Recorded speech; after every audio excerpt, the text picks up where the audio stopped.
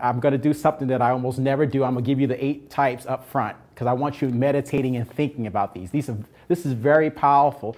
It's particularly ministered to me in my quiet time because as I read through the epistles which Paul wrote, the majority of them, I see these dynamics. And one of the themes, I was sharing this earlier with Edme, one of the themes that you're going to see and a pattern that you're going to see is many of the relationship challenges that you are experiencing are quite normal biblically.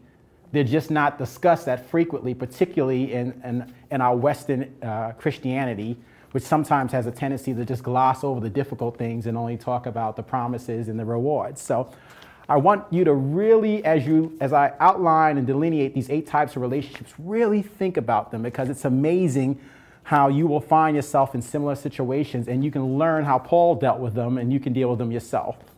So let's start with number 1, which we talked about last week, Paul's relationship with himself and his calling. Paul's relationship with himself and his calling. We talked about the fact that before you can even think about relating to other people, before you can even think about trying to deal with difficult relationships or strained relationships or whatever it might be, you've got to be comfortable in your own skin. You've got to be comfortable in who you are. You have to have dealt with your own issues. And we're going to circle back with that. But Paul's relationship with himself and his calling. Notice I included the word calling because part of being comfortable with yourself is knowing what your destiny is, knowing what your purpose is, not allowing things to distract you. It's difficult to be comfortable with yourself if you don't know where God's taking you. John 8:14, Jesus says, I know where I came from and I know where I'm going. John 18 says, for this cause came I into the world. John 10 says, no man takes my life, I lay it down. So we have John 18 verses 36 to 38 in that area. We have John 10 verses 17 and 18. We have John 8 verses 14. Jesus was very comfortable in his skin. So we said the first type of relationship that you have to master is with yourself and with your assignment or with your calling. The second type of relationship that you have to master to fulfill your destiny is your relationship with people who have disappointed you. You've got to deal with the disappointment, and that's what we're going to talk about tonight. I say your relationship with people who have disappointed. In many cases, you may not have a relationship with them currently, but you have to deal with the aftermath of that situation. So your relationship with the people who have disappointed you and how you've handled it. Remember, before I go any further, and I probably should have said this at first, Paul's success, in my opinion, pivoted around this one area. He knew how to maximize the benefits from his good relationships, and he knew how to minimize the toxicity from the wrong ones. Before I go any further, that all of what I'm about to say falls under this umbrella. He knew how to maximize the benefits. When I give you this list of 8, as you think about this, the key is to make sure you learn how to maximize the benefits from the right relationship. If you got a Timothy who's a son in the faith, if you got a Silas, if you have a Barnabas, you have to maximize those relationships, and then you have to minimize the damages from people like Alexander the coppersmith, who Paul said did me great harm, or Demas, who started out with him and forsook him.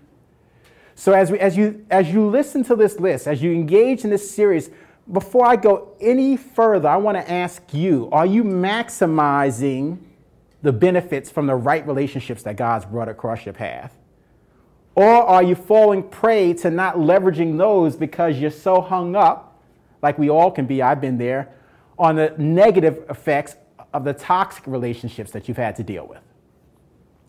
So Paul, number 1 was Paul's relationship with himself and his calling. Number 2 was Paul's relationship with people who had disappointed him. Number 3, Paul's relationship with people at a distance. I said this really convicts me because there's so many people who come in and out of these rooms. The CBMI family of people who've been in for seasons is very, very large. And often I get convicted, hey, reach out to so-and-so, send so-and-so a text, write so-and-so. Paul, if he got you born again, he was going to follow up with you. He was never going to leave you hanging. He didn't love you and leave you. We said if Paul had a Facebook page, it'd be the biggest one on the internet. Paul stayed connected. Paul stayed connected. So relationships at a distance. As we get into, what are some of the relationships? Maybe the people out of state. Maybe the people who have helped you in the past. People who have been kind to you. Don't just because they're out of sight, don't let them be out of mind. Paul didn't let people get out of sight and out of mind.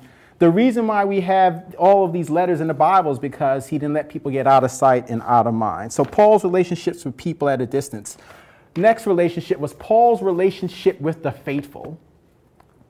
With the faithful. It's very important that when you find people who are faithful to you, loyal to you, who are supportive of you, don't be casual with those relationships. Don't be glib with those relationships. You want to make sure that you make a conscious effort to keep investing in the relationships, particularly the people who are faithful to you. Faithful to be your friend, faithful to reach out to you, faithful to include you in social activities, whatever it is. Paul's relationship with the faithful. If you're going to maximize your destiny, you're going to have to make sure that you are staying on top of your game with people who are faithful to you. Next, Paul's relationships that were strained, here we go, but later restored. Relationships that were strained but later restored. We know this with John Mark. We know that John Mark jumped ship on the first missionary journey. He was Barnabas' cousin. And they had a strained relationship. Yet in 2 Timothy chapter 4, we see Paul saying, hey, go get John Mark. He's useful. He's helpful. In other words, he missed him. In other words, somewhere along the line, they reconciled. In other words, he didn't burn bridges.